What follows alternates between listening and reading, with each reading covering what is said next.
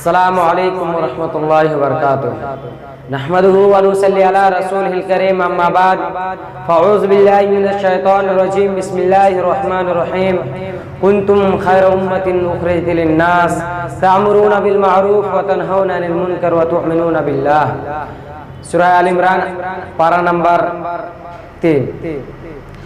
आज मैं आप हज़रात के सामने जिस मौजू पर रोशनी डालने के लिए जशारत कर रहा हूँ वो है दुनिया में मुसलमानों के हालात। उम्मीद है कि आप हज़रात मेरी बातों को बागौर समाअत फरमाएंगे इंशाअल्लाह। मोहतरम हज़रात, दुनिया में सबसे ज्यादा मजबूर और मखूर जुल्म रसीदा अगर कोई है तो वो सिर्फ और सिर्फ बर्मा की खाक पर सुकूनत पजीर रोहिंग्याई मुसलमान है। उन्हें इस तरह से ज़द-ओ-क़ौब किया गया, शायद ही तारीख के किसी सफ़ा में इस तरह की मिसाल मौजूद होंगे। घर के घर, गांव के गांव नजर आतिश कर दिया गया। कुल्हाड़ी और फावड़े से उनके सरू को तन से जुदा किया गया। इस तरह के मनाजिर का नजारा शायद ही आसमान और जमीन ने कभी किया होगा। हैरत अंगेज अम्र ये है कि बुद्धिस्टों ने गौतम बुद्ध की तालीमात को पाए तहकीर से ठुकरा दिया। इंसान नुमा दरिंदों और खूनखारों ने उन गौतम बुद्ध को भी कटहरे में लाकर खड़ा कर दिया। उनके चमड़े तो इंसानी है, लेकिन उनके अंदर इंसानियत नाम की कोई चीज बाकी नहीं है। उन बेगैरत दरिंदा सिफत ने वो काम अंजाम दिए जो कि हैवान भी इस तरह की काम अंजाम देने से शर्माए। मेरी हालत की इंतहा उस वक्त तक ना रही जब मासूम बच्चों और बच्चियों के शर्मगाहों के साथ खिलवाड़ करके वीडियोज़ के नजरों के सामने आए। ये जुल्म तशद्दुद की आखिरी हद है। अगर बर्मी मुसलमानों के जुल्म तशद्दुद की तारीख में नजर डाली जाए तो ये बात मालूम होता है कि उनकी दास्तान बहुत लंबी और पुरानी है। बर्मा के एक सूबा अराकन जो बर वक्त रुखाइन के नाम से मौसूम है, यह वो सरजमीन है जहाँ खलीफाए हारून रशीद के अहदे खिलाफत में मुस्लिम ताजिरों ने तिजारत की गर्द से इस्लाम को पहुंचाया। और इससे पहले ये एक मुस्तकिल मुल्क था, लेकिन इस्लाम पहुंचाने के बाद एक ऐसे सुतूत व कुव्वत के मालिक बन गए कि 1430 ईस्वी में सुलेमान शाह के हाथों इस्लामी हुकूमत दाग बैल डाल दी गई और इस मुल्क में 350 साल तक मुसलमानों की हुकूमत रही। इस मुल्क के पड़ोस बर्मा था जहां बुद्धिस्टों की एक आंख ना भाई और उन्होंने 1784 ईस्वी में अराकन पर हमला कर दिया और उनकी ईंट से ईंट बजा दी और फिर उन्हें बर्मा में जम कर लिया गया और उनकी नाम बदल कर मियां नुमार रख दिया गया। 1824 ईस्वी में बर्मा बरतानिया के जंगल में फंस गए और उन्हें गुलामी की जंजीरों में जकड़ लिए गए और गुलामी की जंजीरें और गुलामी की जिंदगी गुजारने पर मजबूर किए गए। 100 साल से ज्यादा गुलामी की जिंदगी गुजारने के बाद 1938 ईस्वी में अंग्रेजों से खुद मुख्तार हासिल कर ली और अंग्रेजों से खुद मुख्तार हासिल करने के बाद उन्होंने मुसलमानों को सताना शुरू किया, उन्हें अजियत पहुंचाना शुरू किया।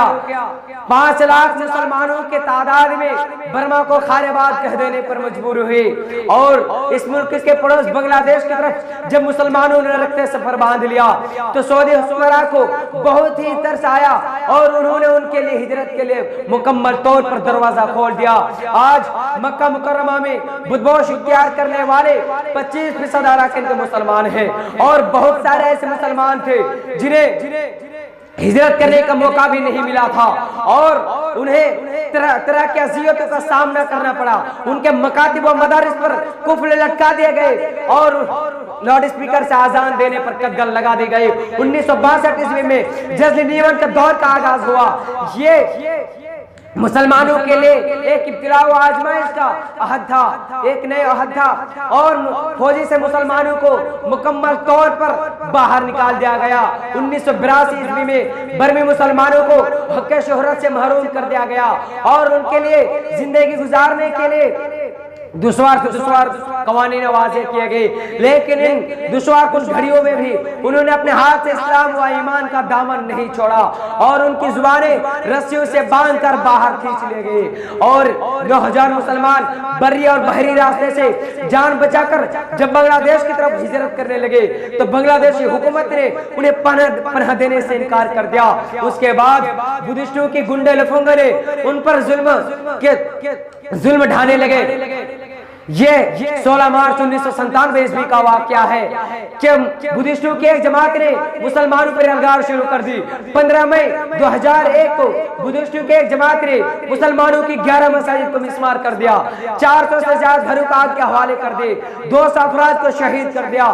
फिर 2009 में उन पर जुल्म का कहर टूट पड़ा और थाईलैंड के फौजी ने बर्मी मुसलमानों को बेदर्दी से मारा पीटा और फिर उन्हें कश्तियों में बैठाकर खुले समंदर में छोड़ दिया, जहां उन मुस्लिमों को, जहां पानी की गहराइयों ने उन मुस्लिमों को अपने आगोश में हमेशा की नींद सुला दी।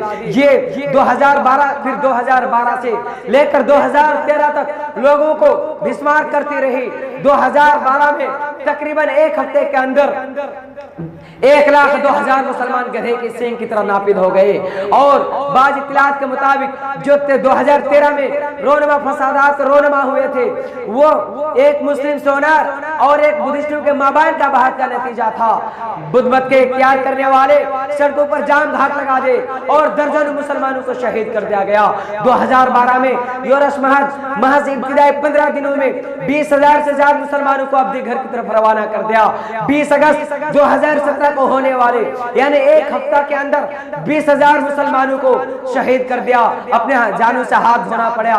2 सितंबर 2017 को 400 मुसलमानों को शहीद कर दिया गया और 90,000 मुसलमान जान बचाकर बांग्लादेश पहुंच चुके हैं। इन तमाम जुल्म तशद्दुद के बावजूद अक़वाम मुत्तहिदा और दूसरी आलमी तंजीम ऐसे बेहिस हरकत है गोया कि उन्हें साफ सूं किया हो और वो किसी तरह की कार्रवाई नहीं दिखा रही है, बल्कि अपने में मस्त मगन है। बल्कि इतना ही नहीं, बल्कि ये कहते हुए किनारे कशी इख्तियार कर रही है कि हमें उनसे क्या वास्ता है।